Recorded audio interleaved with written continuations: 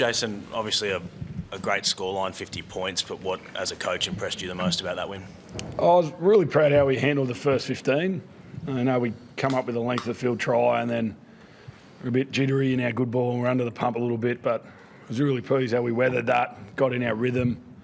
I knew if we could get one, we'd get two, and if we could get some momentum in our and some confidence, that happened. And I've said it for the last few weeks, we're not far off, and I feel like tonight we got some trust in what we've been trying to do. What about Latrell? Obviously, quality touches. That was the talk before the game. He got a few tonight.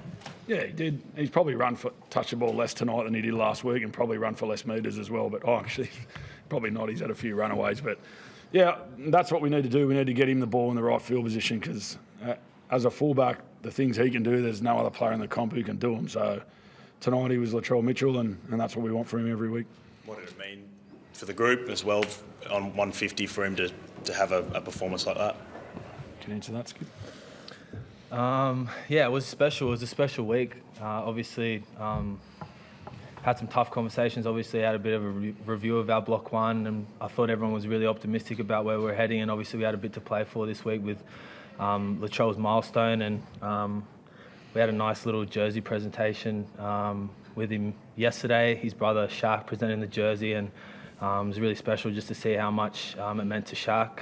Latrell and all his family to see from where he's come from to where he is now and where he's heading. So, we all came here knowing that, we were all going to be up for it and pretty excited for the occasion. So, glad that Latrell was smiling out there, enjoying his footy, and it was really happy with how we performed. Jason, in terms of just Latrell and these big moments, is it almost inevitable that he just brings something extra when the spotlight is on him like this and it is a milestone or something significant to him? Yeah, I think that's a bit of a lesson for us all. We got to find every week, and that's the challenge of the NRL.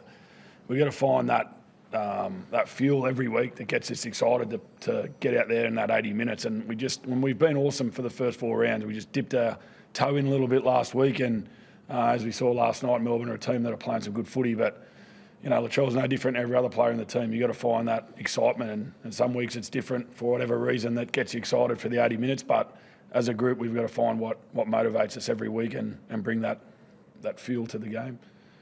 You mentioned Latrell getting better touches. A lot of that must come down to the bloke next to you, because I don't think I've seen him ball play so well in a long time. Yeah, I think he spoke to Ken before the game just about playing a bit freer and having some fun. We just are a bit tense, and I think the draw at the start of the year, we played against some really high-quality teams. There's been emotion in around the Sattler week, so we're just probably a little bit tense with how we're playing, and it was good for us to take the shackles off tonight and free our hands a little bit, and we got the rewards for that. How much is that to do with having Harmay play so well and having to beat it back in terms of giving that extra yard that Cam and I thought Damien Cook as well played in really well tonight? Yeah, it's huge. I said that, Damien and Skip here have had to take on a lot of load and absorb a lot of defensive pressure as well, and that affects the way you play with the footy. But I thought Junior was outstanding tonight in his first 25 minutes back, and Harmay's getting better and better every week with the minutes he's getting. So, it looks like we'll have Jai Arrow back next week as well. So we're tracking in the right direction, and off the back of tonight, looking forward to enjoying some more of our footy. What about Junior?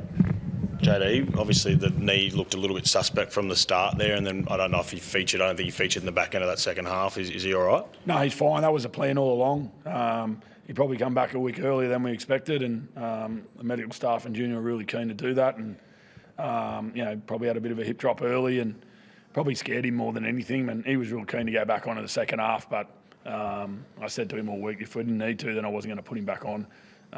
In another week, he'll be fine by next week. So you thought that contest was a hip drop? Oh, I think there was a few hip drops, yeah. I think there was at least 4 of them in the game.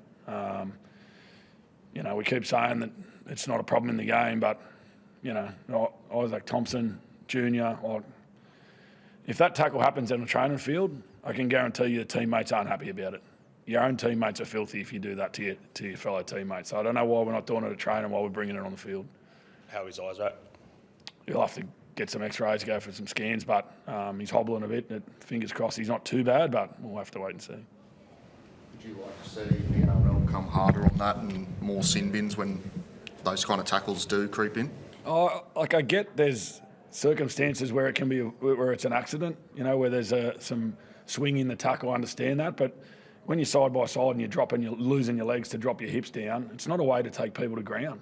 It's a lazy way, and the game. I think the game's doing a great job trying to do what they can. It's up to the clubs to show some onus on it, because it's going to affect your team somewhere. You're going to lose a high quality player to a hip drop, which is a tackle that can be avoided, in my opinion. We don't practice it. There's no way that'd happen at training. And I can't stress that point enough. It does not happen at training. Coaches and teammates would not let that happen. So I don't know why we're accepting that that's okay on the field. Jace? Partly, yeah. I think it's just a poor habit.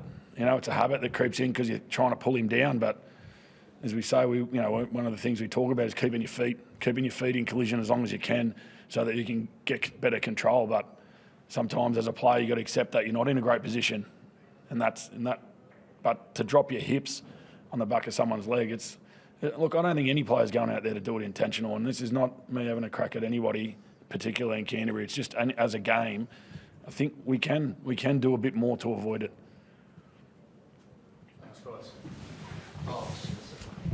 Next week, Wayne Bennett and the Dolphins.